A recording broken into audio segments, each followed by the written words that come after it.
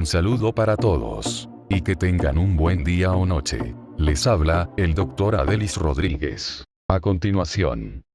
Morfofisiología humana. 3. Clase número 8. Tengan en cuenta, que en la parte inferior de este video, al darle clic en más información, se desplegará un panel donde estará todo el material complementario, clases escritas, laminario y más. También, al ingresar a mi canal, podrán entrar en lista de reproducción donde podrán encontrar todos los videos, agrupados por materia y año. Y recuerden que si este material es de su agrado, pueden colaborar, suscribiéndose, dándole clic al botón de la campanilla para recibir nuevas actualizaciones. No olvides darle me gusta y dejar tu comentario. Por supuesto que te agradezco si compartes este video para que otros puedan recibir más material como este. Y por último, si sale de tu corazón también dejaré el link para donaciones. Muchas gracias de antemano.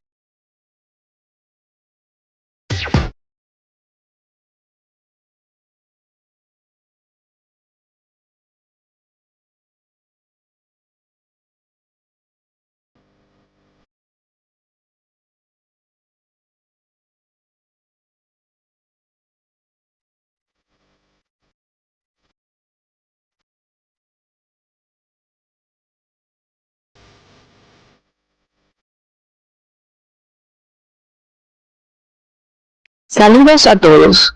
En la actividad orientadora anterior, estudiamos las características morfofuncionales de la hipófisis, sus relaciones con el hipotálamo y con otras glándulas endocrinas sobre las que ejerce el control de su secreción, como es el caso de la glándula tiroides.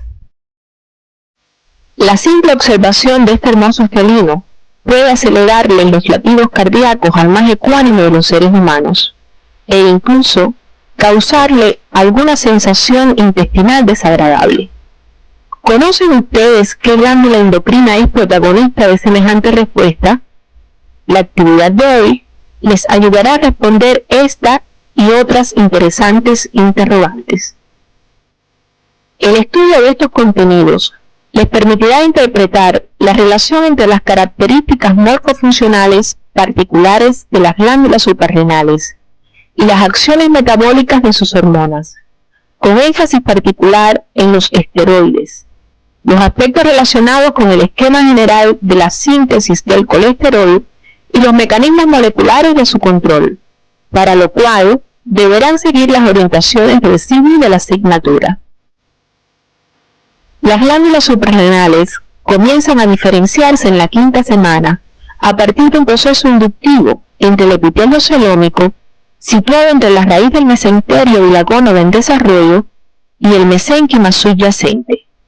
Las células resultantes de esta proliferación se introducen en el mesénquima y se diferencian en la corteza fetal o primitiva. Poco después, una segunda oleada de células que provienen del mesotelio penetran en el mesénquima y rodean la corteza fetal, formándose la corteza definitiva. Mientras se está formando la corteza, células del sistema simpático, provenientes de las células de las crestas neurales, invaden su cara interna y originan la médula de la glándula. Entre el sistema endocrino del feto y del materno se mantiene una activa interacción. A la vez, estos sistemas concomitan con la acción endocrina de la placenta. Del equilibrio entre estos sistemas depende un medio hormonal adecuado que permite el crecimiento, desarrollo y maduración fetal, a pesar de que la mayoría de las glándulas endocrinas no han alcanzado su completo desarrollo. La unidad fetoplacentaria representa una interacción funcional entre la placenta y las suprarrenales del feto, dada porque hasta poco antes del término de la gestación, la corteza suprarrenal carece de enzimas necesarias para formar progesterona. Entonces, utiliza la progesterona placentaria para sintetizar cortisol, aldosterona y sobre todo dihidroepiandrosterona. La placenta, a su vez, utiliza esta hormona fetal para producir estrógenos. En la imagen se muestra la suprarrenal de un feto de 17 semanas. Observen que su tamaño es mayor en relación al riñón de esta etapa. Este aumento es fundamentalmente a expensa de la corteza fetal, por la gran producción de esteroides utilizados durante la vida fetal en la síntesis de estrógenos placentarios. Las glándulas suprarrenales están situadas en la pared posterior de la cavidad abdominal, en el espacio retroperitoneal, sobre los polos superiores de los riñones, con ligeras diferencias entre uno y otro lado, envueltas por la grasa perirrenal y la fascia renal. Su forma es aproximadamente piramidal, aunque con diferencias entre ambas glándulas y entre los distintos individuos. Las relaciones anteriores de las glándulas presentan notables diferencias entre los lados derecho e izquierdo. Merecen destacarse por su importancia la relación anterior de la suprarrenal derecha con el hígado, mientras que la izquierda se relaciona con el páncreas y con el estómago a través de la bolsa omental. Ambas glándulas suprarrenales están cubiertas en su superficie anterior por la hoja parietal del peritoneo, el cual será objeto de estudio posteriormente. La glándula suprarrenal derecha se relaciona medialmente con la vena cava inferior, mientras que la izquierda, más inclinada al borde medial del riñón, se relaciona con la arteria aorta abdominal. Medialmente, tienen relación con los ramos del plexo celíaco, a través del cual reciben su inervación simpática. La irrigación de las glándulas suprarrenales depende de tres arterias: la arteria suprarrenal superior, rama de la arteria frénica inferior; la suprarrenal media, proveniente de la aorta abdominal; y la inferior, ramo de la arteria renal, que forman un plexo arteriolar subcapsular, de donde parte un denso plexo de capilares que atraviesan la corteza, en cuya capa reticular los vasos se anastomosan y forman un rico plexo sinusoidal alrededor de sus células. Un grupo de arterias medulares atraviesan la corteza sin irrigarla y van a terminar en la médula, formando un plexo sinusoidal propio. Desde el punto de vista microscópico, la glándula suprarrenal es un órgano macizo, por lo que presenta estroma y parénquima. El estroma está constituido por una cápsula de tejido conectivo denso, tabiques delgados que se introducen hacia el interior de la glándula y un tejido intersticial con fibras reticulares, y presenta gran cantidad de capilares fenestrados. En la imagen podemos observar la disposición de los dos componentes del parénquima, la corteza dispuesta periféricamente y la médula localizada en la región más interna de la glándula.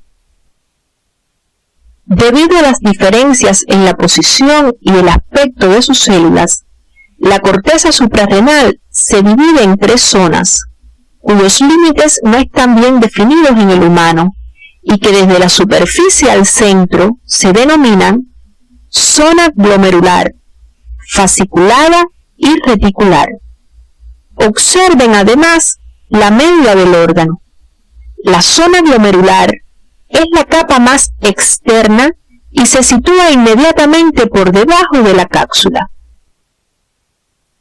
Esta zona está compuesta por células cilíndricas de núcleo esférico de cromatina laxa, citoplasma acidófilo con gránulos basófilos e inclusiones de lípidos en el citoplasma, y mantienen una estrecha relación con capilares sanguíneos. Se disponen formando acúmulos o masas y secretan mineralocorticoides, principalmente la aldosterona. La zona media es la fascicular, Es la capa más extensa.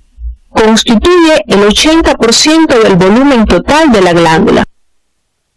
En esta zona, las células se disponen en cordones rectos de 1 o 2 células de grosor, paralelos entre sí y perpendiculares a la superficie. Las células de esta zona reciben el nombre de espongiocitos. Son poliédricas, de citoplasma basófilo, con gran número de inclusiones lipídicas, desarrollo de las mitocondrias con crestas tubulares y un retículo endoplasmático liso muy desarrollado. En esta capa se producen los glucocorticoides como la cortisona y el cortisol. La zona más interna y próxima a la médula es la reticular. Contiene células dispuestas en cordones irregulares que forman una red anastomosada. Estas células son de pequeño tamaño y con citoplasma acidófilo. Algunas contienen grandes cantidades de pigmento de lipofucina. Estas células sintetizan y secretan andrógenos. Todas las hormonas producidas en la corteza de la glándula son de naturaleza esteroidea y derivan del colesterol, cuyo metabolismo estudiaremos seguidamente. El colesterol es un lípido esteroideo importante en la formación de las membranas biológicas y como precursor del resto de los lípidos esteroideos. El 80% de su síntesis ocurre en el tejido hepático. Se encuentra abundantemente distribuido en todas las células del organismo, en especial en el tejido nervioso. Los 27 átomos de carbono de este compuesto derivan de su único precursor, el grupo acetilo de la acetilcoenzima A. La esteroidogénesis es el proceso de síntesis de colesterol. Para el mismo se requiere de acetilcoenzima A, un potencial reductor proveniente del NAC-fosfato reducido y energía metabólicamente útil en forma de ATP. Este proceso ocurre en el citoplasma de las células de casi todos los tejidos, aunque con mayor intensidad en el hígado, corteza suprarrenal y piel. Tiene como precursor la acetilcoenzima A, cuyo origen fundamental es a partir de la descarboxilación oxidativa del ácido pirúvico que ocurre en las mitocondrias. La acetilcoenzima A debe trasladarse al citoplasma a través del mecanismo del citrato ya estudiado. La síntesis del colesterol ocurre en 5 etapas consecutivas, comenzando por la conversión de acetilcoenzima A en ácido mevalónico, conversión del ácido mevalónico en unidades de isopreno activadas, condensación de unidades de isopreno activadas en formación de escualeno, conversión de escualeno en lanosterol y la conversión de lanosterol en colesterol. A continuación, comenzamos el estudio de la primera etapa. En esta primera etapa se condensan 2 moléculas de acetilcoenzima A para formar acetoacetilcoenzima A. Reacción catalizada por la enzima acetoacetilcoenzima A tiolasa. La energía requerida la aporta la ruptura del enlace tioéster de la acetilcoenzima A. En esta reacción, observen que se condensa la acetoacetilcoenzima A con una molécula de acetilcoenzima A, dando lugar al beta-hidroxibetametilglutarilcoenzima A, conocida como HMG-CoA. La enzima que cataliza esta reacción es la HMG-CoA sintetasa. Finalmente, se forma el ácido mevalónico por la acción de la enzima HMG-CoA reductasa. Esta reacción constituye un paso limitante en la síntesis y requiere de NAC-fosfato reducido. Es el principal punto de regulación de esta vía. En resumen, en esta etapa se condensan 3 moléculas de acetilcoenzima A para formar un intermediario de 6 carbonos, el ácido mevalónico. En la segunda etapa, el ácido mevalónico da lugar a la primera unidad de isopreno activado, el isopentenil pirofosfato. En la tercera etapa, la condensación de varias unidades de isopreno activadas dan origen al escualeno, terpeno de 30 carbonos. La cuarta etapa se caracteriza por la transformación del escualeno mediante ciclización en un lípido esteroide, el lanosterol, que finalmente es transformado en colesterol. La regulación de la síntesis del colesterol ocurre de manera diferente en el hígado y los tejidos extrahepáticos. En el hígado, el control de la síntesis del colesterol lo ejerce la enzima HMG-CoA reductasa.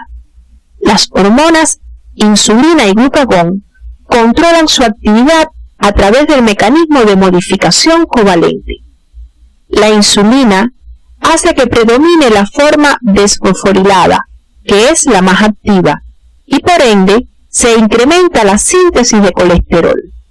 Por el contrario, el glucagón hace que predomine la forma fosforilada, menos activa, provocando la disminución de la síntesis.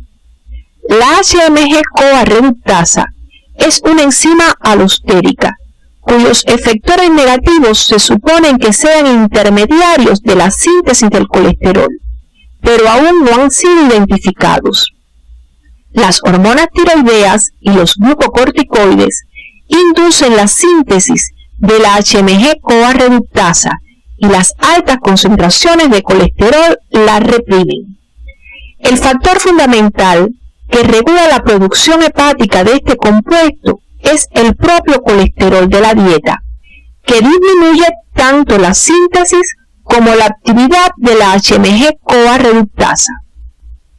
En los tejidos extrahepáticos, la síntesis de colesterol se regula de la siguiente forma. Las LDL que transportan colesterol son captadas por los tejidos extrahepáticos mediante receptores específicos por su apoproteína principal, la B100. La captación de colesterol por las células se realiza por el mecanismo de endocitosis mediada por receptor. Se forma entonces un endosoma que por la acción de la bomba de protones disminuye el pH y provoca la separación de los receptores que se incorporan a la membrana plasmática. A continuación, por acción de las enzimas lisosomales, se degradan las LDL en sus componentes, liberándose colesterol que produce en la célula los siguientes efectos metabólicos. Inhibición de la enzima HMG coenzima A reductasa, lo que interrumpe la síntesis del colesterol intracelular. Inhibición de la síntesis de los receptores de LDL, lo que impide la entrada de colesterol a la célula. Y activación de la enzima que esterifica el colesterol con un ácido graso. Una vez formado el colesterol, una alternativa común de todas las células es su incorporación a la estructura de las membranas. Como el colesterol es el precursor del resto de los lípidos esteroides, su destino va a depender de la especialización celular. Así, en el tejido hepático, da lugar al colesterol biliar, a los ácidos biliares y a los ésteres del colesterol. En la corteza de las glándulas suprarrenales, a las hormonas glucocorticoides, mineralocorticoides y andrógenos. En las gónadas masculinas, a los andrógenos. En las femeninas y en la placenta, a la progesterona y los estrógenos. y en la piel a la previtamina D, que finalmente dará lugar a la hormona calcitriol o 1,25 dihidroxicolecalciferol en el riñón. Para que el colesterol se traslade a sus diferentes destinos, debe formar parte de la estructura de las lipoproteínas. A continuación, orientaremos el estudio de algunas alteraciones en el metabolismo de las lipoproteínas denominadas hiperlipoproteinemias. Las hiperlipoproteinemias pueden clasificarse teniendo en cuenta diversos criterios, por ejemplo, según su origen y por el tipo de lipoproteína con la que guarde relación. Según su origen, pueden clasificarse en primarias o familiares y secundarias. Según el tipo o los tipos de lipoproteínas afectadas, se utiliza la clasificación de Fredrickson. Según este criterio, las hiperlipoproteinemias se clasifican del 1 al 5. Dentro de este grupo se encuentra la hipercolesterolemia familiar o de tipo 2A, la que se caracteriza por un déficit de receptores de LDL o receptores defectuosos, lo que trae como consecuencia la velocidad reducida de depuración de las LDL y valores elevados de LDL. Esto conduce a aterosclerosis y enfermedades coronarias. Este contenido deben estudiarlo por su libro de texto y las orientaciones que aparecen en el CD de la asignatura. Como ya vimos, el cortisol es uno de los derivados del colesterol, el que tiene una gran importancia debido a sus efectos fisiológicos. Este compuesto es sintetizado por los espongiocitos de la capa fasciculada de la corteza suprarrenal. El cortisol presenta efectos sobre el metabolismo. En el caso de los carbohidratos, aumenta la gluconeogénesis hepática, porque esta hormona aumenta la cantidad de las enzimas que intervienen en este proceso. Además, moviliza aminoácidos de los tejidos extrahepáticos. Otro efecto sobre este metabolismo es la disminución de la utilización de glucosa por la célula. Ambos mecanismos tienden a aumentar la glicemia. Por eso, el exceso de su secreción tiene un efecto diabetógeno. En el caso de las proteínas, aumenta el catabolismo en los tejidos extrahepáticos, principalmente en el músculo. Esto conlleva a un aumento de los aminoácidos en el plasma, los que son utilizados para la síntesis de proteínas hepáticas y plasmáticas y para la gluconeogénesis. En el caso de las grasas, el cortisol moviliza los ácidos grasos del tejido adiposo y favorece su utilización con fines energéticos. Esto se pone de manifiesto sobre todo en el ayuno prolongado y en situaciones de estrés. Además de las acciones del cortisol sobre el metabolismo, participa también en reacciones de estrés, ya sea físico o psíquico, aumentando la movilización de grasas y aminoácidos con fines energéticos o para la síntesis de glucosa. Además, los glucocorticoides, como el cortisol, son muy utilizados como antiinflamatorios, debido a que estabilizan la membrana de los lisosomas, reducen la permeabilidad capilar y disminuyen la migración de leucocitos a la zona inflamada, entre otros. Por su parte, la reducción del número de linfocitos y anticuerpos está relacionada con sus efectos depresores sobre el sistema inmune, y el efecto antialérgico se relaciona con la menor liberación de productos antiinflamatorios. Favorece además la diferenciación de las células alveolares o neumocitos tipo 2 que producen el surfactante pulmonar, que favorece la distensión de los pulmones y evita la acumulación de líquido en los alvéolos.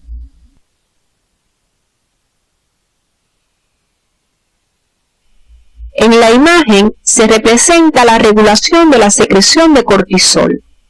Observen que cualquier tipo de estrés actúa sobre el hipotálamo, aumentando la secreción de la hormona liberadora de corticotropina. Esta llega a la adenohipófisis a través del sistema porta-hipofisario e induce la liberación de ACTH por las células corticotropas. La ACTH actúa sobre la corteza suprarrenal, aumentando la secreción de cortisol, que ejerce sus acciones fisiológicas, encaminadas a suprimir el estrés que le dio origen. La ACTH, liberada por la adenohipófisis, inhibe por retroalimentación negativa al hipotálamo, y el cortisol, liberado por la glándula suprarrenal, inhibe a la hipófisis y al hipotálamo, contribuyendo al control de la secreción.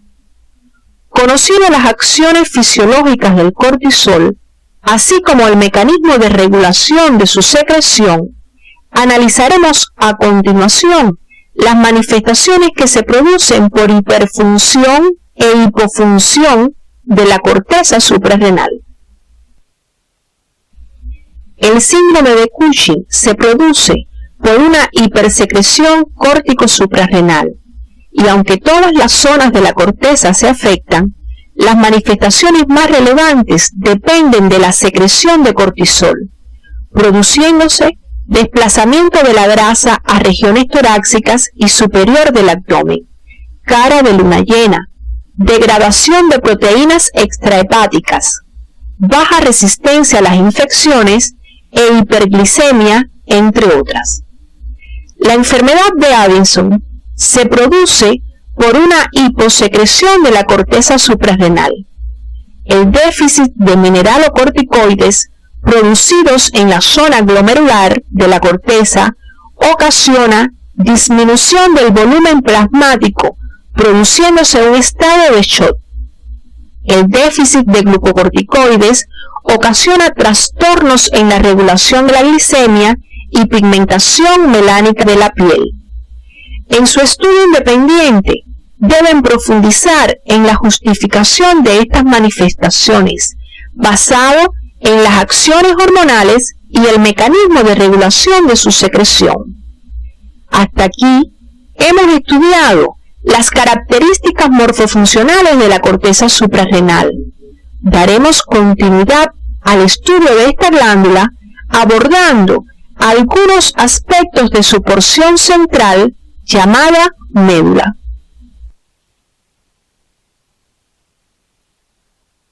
La médula suprarrenal está constituida por células poliédricas, organizadas en cordones o conglomerados redondeados, rodeados de una red de fibras reticulares.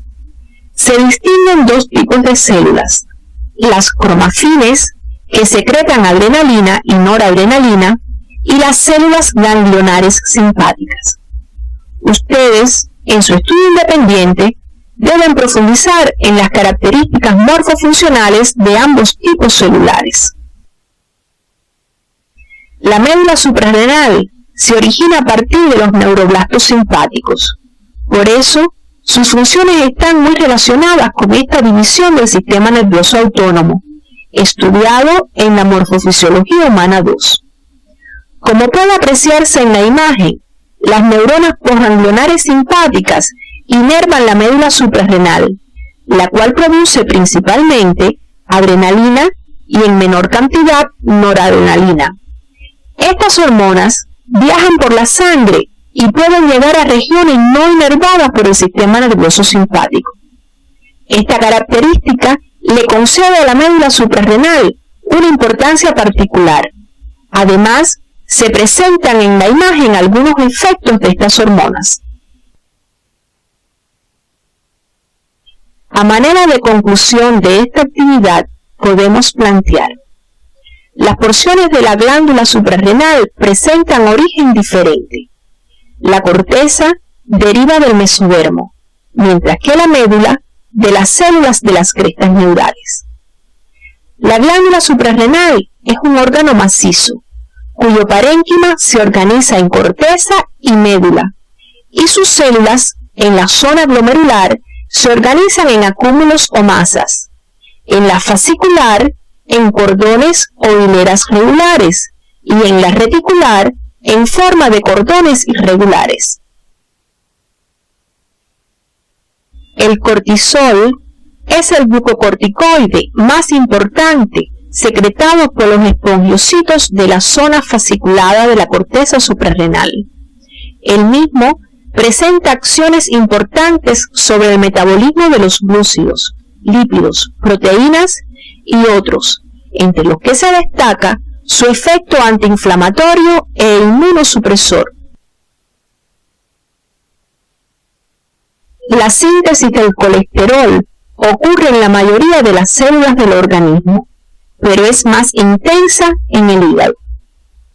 La regulación del metabolismo del colesterol en el hígado y los tejidos extrahepáticos ocurre de forma diferente.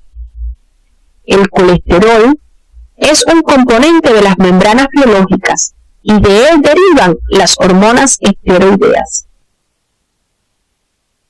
Los glucocorticoides y las catecolaminas, adrenalina y noradrenalina, son las hormonas más importantes que contribuyen a la adaptación del organismo durante situaciones de estrés.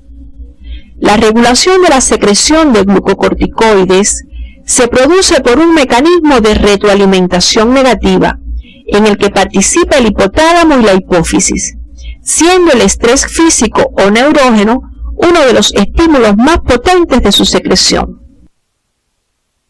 El aumento exagerado de la secreción de cortisol produce el síndrome de Cushing, mientras que su disminución, la enfermedad de Addison. En el día de hoy, estudiamos las características morfofuncionales de las glándulas suprarrenales. Analizamos la función de las hormonas liberadas por sus células en la regulación de la glicemia. No obstante, existen otras hormonas como la insulina y el glucagón, que también participan en la regulación de la glicemia. Estas hormonas son producidas por las células de los islotes de Langerhans presentes en la porción endocrina del páncreas, cuyas características morfofuncionales son el objetivo de nuestra próxima actividad orientadora.